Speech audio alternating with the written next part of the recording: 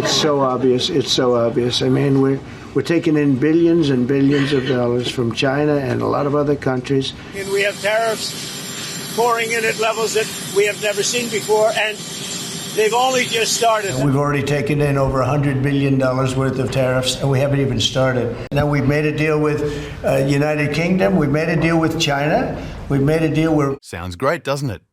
Starting in 2025, President Trump brought in a lot more tariffs on products coming from places like China, Europe, Mexico, and Canada. These tariffs were pretty high, sometimes 10%, sometimes up to 145% on certain products. This wasn't just a few things. It covered tons of stuff like clothes, electronics, cars, toys, and even food. What exactly are tariffs? Tariffs are basically taxes that the US government puts on stuff that comes into the country from other countries. If a company buys products from overseas to sell in the US, the government charges them extra money, like a tax at the border. How much money has the US made from these tariffs? The US government has collected a ton of money from tariffs. In the first half of 2025 alone, it made about $100 billion from tariffs. For the whole year, this might add up to around $300 billion. That's money the government is getting because of these taxes on imports. But who really pays these tariffs? Here's what happens. US companies pay the tariffs first when they bring goods into the country. Then, these companies usually pass on the cost to American buyers by raising prices. So basically, the extra money comes out of your pocket, not the foreign companies' pockets. Sometimes, foreign companies might lower their prices a little bit to keep selling to the US, but that's rare, and it's usually pretty low compared to what US consumers pay. So how does it work? Take a company like Adidas. Adidas makes most of its shoes and clothes outside the US. When tariffs went way up, it started costing Adidas a lot more to bring their products here. So what did Adidas do?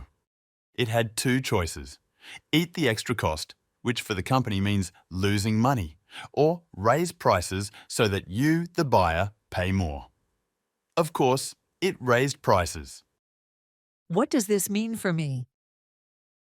Well, that cool pair of Adidas sneakers you'd buy for $100 in 2024 might now cost $120 or more.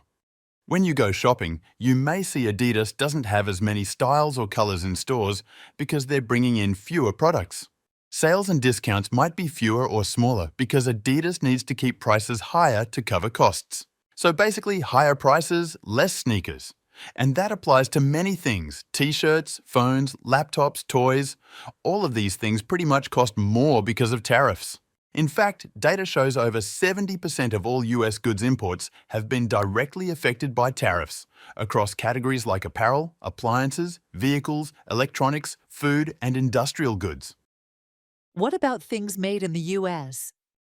Prices are likely to go up even if items are made in the US, because some US-made products need imported parts.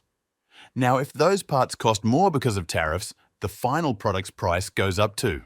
Until new supply chains are built, which could take years, the higher prices will stick because companies can't quickly change where their goods and materials come from.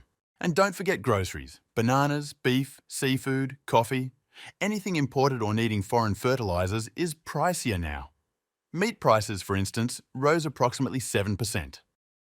What happens if people buy less because of the big price tags? Well, let's say Adidas shoes just become too expensive to afford. The company will have to make some tough decisions, and one of those could be layoffs, forced by shrinking profit margins. Why is Trump doing this? Well, it was an election promise, and the money is pouring in.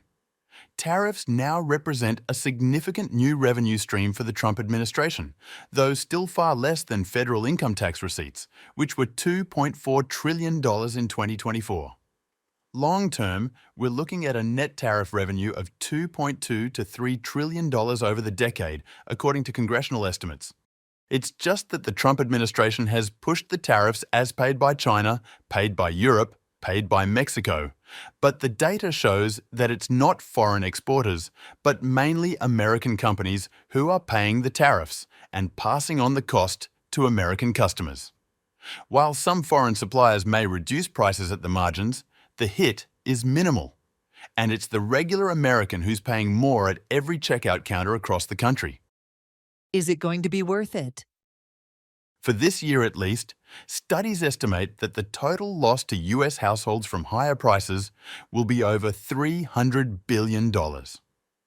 That's more than the revenue the government is estimated to collect from tariffs. The net effect is a significant economic redistribution. Wealth moves from ordinary American households to the US Treasury at the cost of higher prices and reduced purchasing power. And beyond the US, there's a global world order that's been seriously disrupted. Has Trump broken the WTO? We'll explore that in another video. Subscribe to stay updated.